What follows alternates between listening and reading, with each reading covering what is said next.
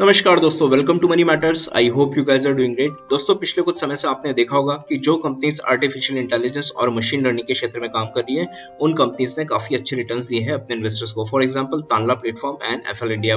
तो इस वीडियो में हम लोग इसी क्षेत्र में काम करने वाली एक और कंपनी के बारे में बात करने वाले हैं and name is Intellect Design Arena. काफी अच्छी कंपनी है, काफी अच्छे रिटर्न्स दिए हैं अपने इन्वेस्टर्स को। तो सबसे पहले हम इस वीडियो में कंपनी के बिजनेस मॉडल को समझने की कोशिश करेंगे, देखेंगे कंपनी ने किस टाइप की इंडस्ट्री को कैप्चर किया हुआ है। उसके बाद देखेंगे कंपनी के फंडामेंटल्स कैसे हैं, प्रॉफिट एंड लॉस स्टेटमेंट देखेंगे, बैलेंस शीट देखेंगे, कैश फ्लो स्टेटमेंट देखेंगे, इन डेप्थ एनालिसिस करेंगे और इसको तानला प्लेटफॉर्म के साथ भी मैं कंपेयर करने वाला हूं। तो काफी इंटरेस्टिंग होने वाला है। उसके बाद इस कंपनी का मैंने टेक्निकल एनालिसिस किया है, तो क्या इंपॉर्टेंट लेवल्स बन रहे हैं, फ्यूचर में क्या पॉसिबिलिटी है इस स्टॉक से रिलेटेड, उसका भी हम लोग अच्छे से बात कर लेंगे। तो काफी कुछ इस वीडियो में आपको जानने को मिलेगा, लेकिन उससे पहले अगर आप इस चैनल पर नए हैं, I will really appreciate if you subscribe the channel and please hit the bell icon so that you will get notification whenever I upload a video. तो चलिए वीडियो शुरू करते हैं।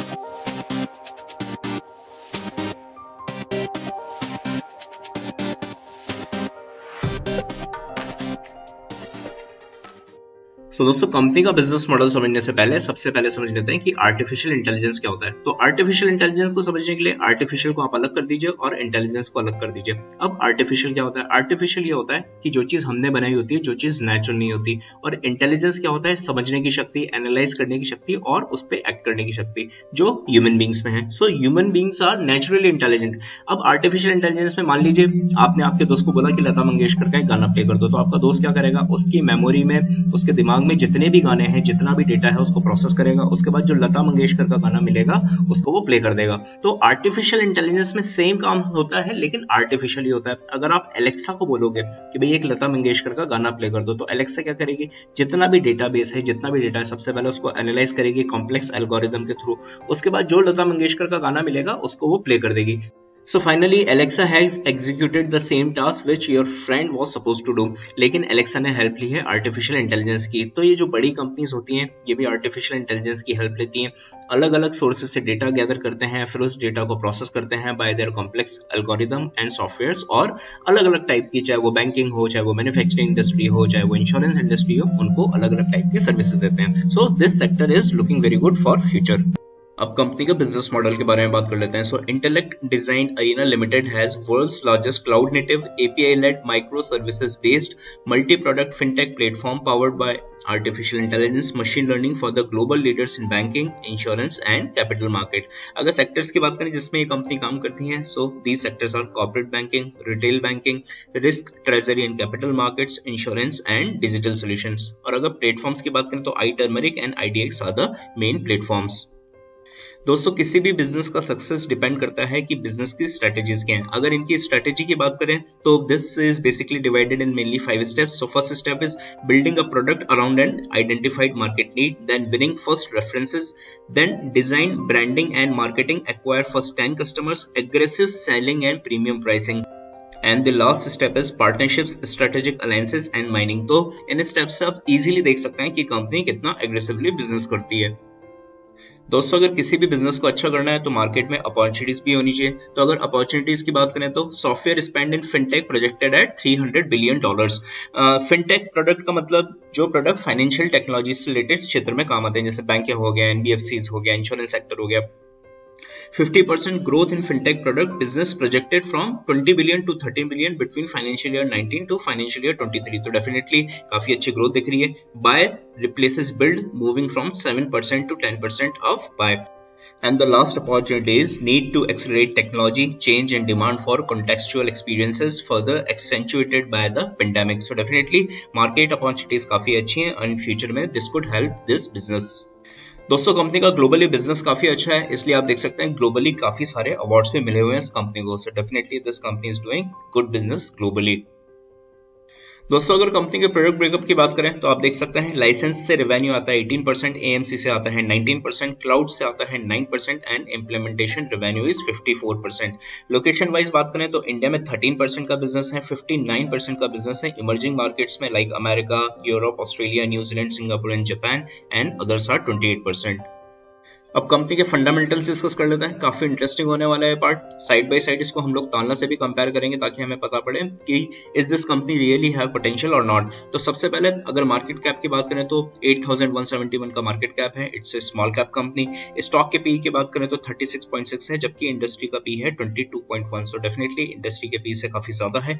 Return on equity and return on capital employed की values बहुत ज्यादा exciting नहीं है, आगे जाके हम लोग डिटेल में देखेंगे। डिविडेंड यील्ड 0% है, क्योंकि जो कंपनी ग्रो करती है जनरली वो अपना प्रॉफिट कंपनी में लगाती है, सो डिविडेंड जनरली नहीं देती है। अगर डेट टू इक्विटी रेशियो की बात करें तो 0.06 है, काफी कम डेट है कंपनी के ऊपर। अब कंपनी का profit and loss statement analyse कर लेते हैं। यहाँ हम लोग ईयर टू ईयर रिजल्ट्स देख रहे हैं and these results are consolidated. 2018-2019 की बात की जाए तो आप देख सकते हैं कंपनी के रेवेन्यूज, उससे पहले भी कंपनी के रेवेन्यूज कंटिन्यूसली बढ़े हैं। मार्च 2020 में जरूर कम हुए हैं, कोरोना की वजह से काफी सारे बिजनेसेस इंपैक्ट हुए हैं, I think that could be one of the reason. Trailing 12 month का डेटा देखें तो काफी अच्छा है, काफी अच्छा बिजनेस कर रही है कंपनी। ऑपरेटिंग प्रॉफिट की बात करें तो 2018-2019 में बढ़ा है, लेकिन 2020 में ऑपरेटिंग प्रॉफिट कम हो गया क्योंकि इनफैक्ट सेल्स भी कम हो गई।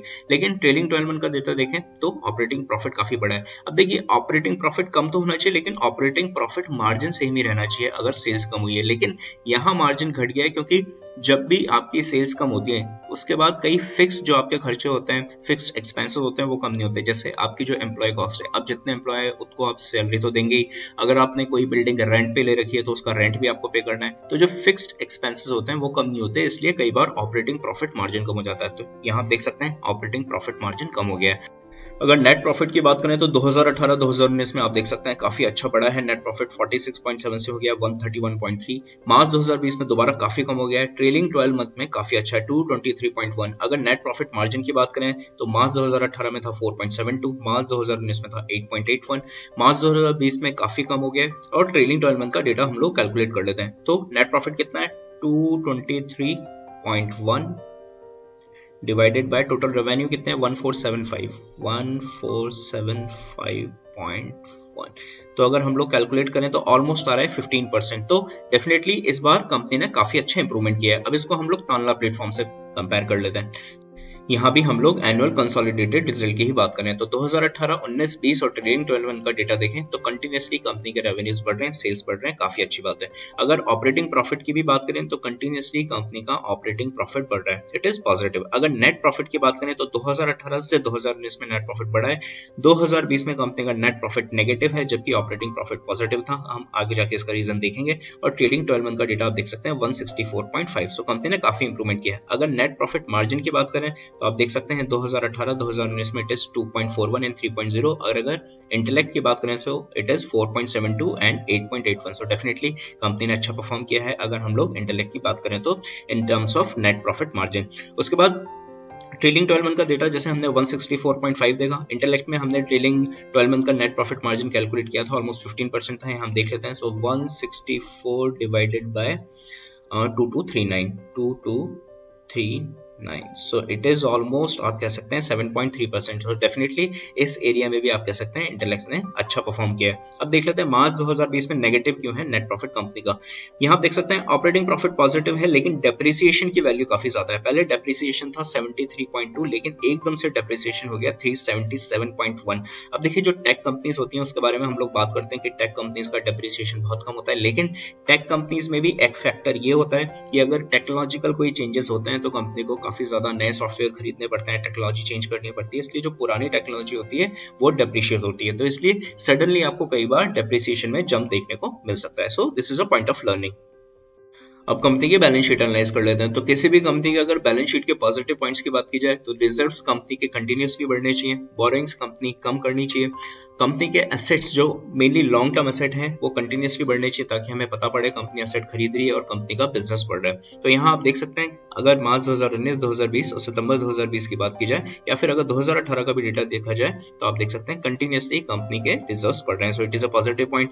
अगर बोरिंग की बात की जाए तो 2019 से 2020 में जरूर बोरिंग काफी काफी बड़ी थी, लेकिन सितंबर 2020 में आप देख सकते हैं कंपनी ने काफी बोरिंग अपनी कम की है। अगर लिक्विडिटी की बात की जाए तो आप देख सकते हैं अदर लाइबिलिटीज 562 है और other assets are almost double. यहाँ भी आप देख सकते हैं करंट रेशियो की वैल्यू है 1.56 और क्विक रेशियो की वैल्यू है 1.56। क्विक रेशियो की वैल्यू 1 या 1 से ज्यादा होनी चाहिए। यहाँ काफी अच्छी लिक्विडिटी कंपनी मेंटेन कर रही है। अगर करंट रेशियो की वैल्यू जो हम लोग बोलते हैं 2 या 2 से ज्यादा होनी चाहिए, कम है, लेकिन क्विक रेशियो की वैल्यू 1 से ऊपर है, then still we can say company is maintaining very good liquidity. अब हम लोग इसको तानला से कंपेयर कर लेते हैं। तो अगर तानला की बात की जाए तो आप देख सकते हैं ऑलमोस्ट सेम लिक्विडिटी तानला ने भी मेंटेन की हुई है 1.70, इंटेलेक्ट की वैल्यू थी 1.56। अगर डेट टू इक्विटी की बात करें तो Tanla is better because here debt to equity ratio is 0.01 और इंटेलेक्ट डिजाइन का है 0.06। तो डेफिनेटली तानला के पास डेट कम है। अगर return on equity, return on capital employed की बात करें तो यहाँ आप देख सकते हैं नेगेटिव वैल्यूज हैं। जैसे हमने देखा था मार्च 2020 में कंपनी का नेट प्रॉफिट नेगेटिव था, so that is also been reflected here, लेकिन इंटेलेक्ट की वैल्यू फिर भी काफी अच्छी है। सो डेफिनेटली आप कह सकते हैं both the companies are doing good business. Because Tanla का जो मार्च 2020 का नेगेटिव प्रॉफिट था that was because of depreciation और उसके बाद काफी अच्छा कंपनी ने इंप्रूव किया है, so that depreciation point we can ignore. दोस्तों कंपनी का कैश फ्लो स्टेटमेंट एनालाइज कर लेते हैं। तो cash generated from operating activity should be positive, it should increase. March 2018, 2019 और 2020 की बात करें तो 2019 में इट इज नेगेटिव, सो बिल्कुल अच्छी बात नहीं। कंपनी हैज टू इंश्योर कि cash generated from operating activity should be positive and it should increase. तो इस डायरेक्शन में कंपनी को काम करने की जरूरत है। अगर cash generated from investing activities की बात करें तो यहाँ नेगेटिव वैल्यू है। This is okay because the company who is investing the money is better than the company who is selling it's investment. तो आप देख सकते हैं यहाँ अगर इसको मैं एक्सपैंड करूंगा तो आपको दिखेगा कि कंपनी कंटिन्यूअसली अपने फिक्स एसेट बढ़ा रही है, that's why this value is negative. अगर cash generated from financing activities की बात करें तो मार्च 2020 की वैल्यू पॉजिटिव है। क्यों? क्योंकि कंपनी ने काफी ज्यादा बोरिंग ली थी। आप देख सकते हैं proceeds from borings and the value is 145 crore rupees. हमने बैलेंस शीट में भी देखा था कि मार्च 2020 में 300 करोड़ की कंपनी के ऊपर बोरिंग थी, that's why this value is also been reflected here. Company की बोरिंग्स बढ़ी है, that's why this is positive. तो यहाँ अगर जीरो वैल्यू होती है या थोड़ी बहुत नेगेटिव होती है तो मेरी in my opinion it is good. So यहाँ बहुत ज्यादा पॉजिटिव वैल्यू है, सो in my opinion it is not a very positive sign। तो अगर नेट कैश फ्लो की बात करें तो it is positive 24, that is good. तो अगर यहाँ फंडामेंटल्स को कंक्लूड करें तो कंपनी के फंडामेंटल अच्छे हैं, ये नहीं बोल सकते बहुत अच्छे हैं, 5 स्टार फंडामेंटल्स हैं, but still company is doing good and in future we expect that company will do better. दोस्तों अब स्टॉक को फटाफट से टिकर टिप पे भी देख लेते हैं। तो आप देख सकते हैं एक साल में बम्पर रिटर्न दिए हैं या आप कह सकते हैं मल्टी बैगर रिटर्न दिए स्टॉक ने 869.10%। स्मॉल कैप कंपनी है, मॉडरेट रिस्क है कंपनी के साथ। 100% एनालिस्ट का मानना है इस कंपनी में आपको इन्वेस्ट करना चाहिए। हालांकि जब हम चेकलिस्ट देखेंगे तो आपको मैक्सिमम पॉइंट रेड ही दिखाई देंगे, but still this is the point 100% analyst are suggesting to invest in this company. अब जैसा कि मैंने बोला था कि चेकलिस्ट में मैक्सिमम आपको रेड पॉइंट ही दिखेंगे, तो ऑलमोस्ट सारे ही रेड पॉइंट है। आप देख सकते हैं कंपनी के ऊपर रेड फ्लैग भी है, entry point they are considering it is not good.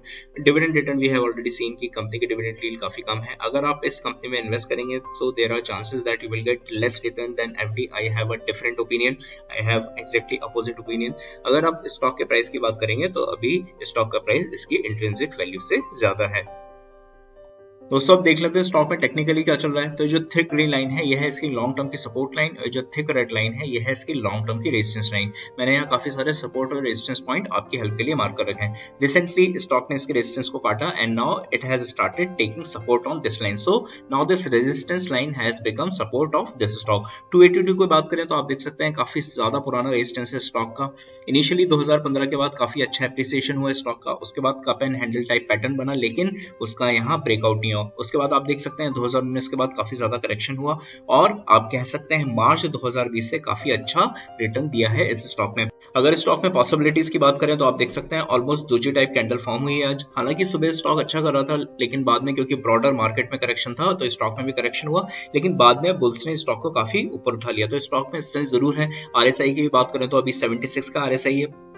अगर सपोर्ट की बात करें मार्केट में अगर करेक्शन जारी रहता है और स्टॉक में करेक्शन आता है तो 500 498 का पहला सपोर्ट हमें दिख रहा है, और अगर 498 का सपोर्ट टूटता है तो 462 का काफी स्ट्रॉन्ग सपोर्ट है। मेरे हिसाब से 462 से नीचे स्टॉक नहीं आएगा, तो जो लोग इस स्टॉक में इन्वेस्ट करना चाहते हैं वो अच्छे लेवल पे इस स्टॉक में इन्वेस्ट कर सकते हैं, और जो लोग इस स्टॉक में ट्रेड कर रहे हैं जरूर से उनको स्टॉप लॉस रखना चाहिए, क्योंकि मार्केट अभी बहुत वोलेटाइल है। करेक्शन होगा तो आपका कैपिटल सेव हो जाएगा अगर आप लोग स्टॉप लॉस रखेंगे तो।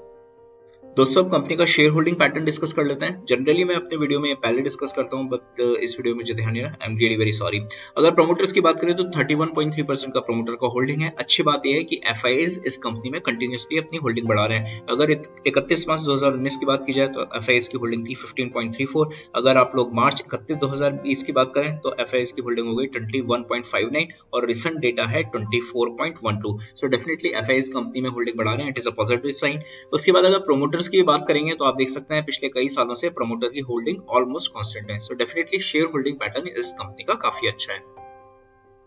तो दोस्तों फाइनली अगर वीडियो कंक्लूड करें तो कंपनी का बिजनेस काफी अच्छा है। Company is working in the field of technology, artificial intelligence and machine learning and they are giving services mainly to banking and financial services. तो बैंकिंग एंड फाइनेंशियल सर्विसेज भी future में काफी अच्छा करने वाला है। It is the main part of our Nifty index also. उसके बाद कंपनी के फंडामेंटल्स काफी अच्छे हैं, कंटिन्यूसली कंपनी ग्रो कर रही है। तो अगर सारे फैक्टर आप कंसिडर करेंगे so it is a good stock. But again there is a disclaimer, before doing any investment please discuss same with your financial advisor. This video is for education purpose. आशा करता हूँ इस video में आपको काफी कुछ जानने के लिए मिला होगा। अगर वीडियो से रिलेटेड या चैनल से रिलेटेड आपको कोई सुझाव हो तो मुझे कमेंट सेक्शन में जरूर बताइएगा। तो चलिए मिलते हैं नेक्स्ट वीडियो में, तब तक के लिए बाय बाय, वंदे मातरम।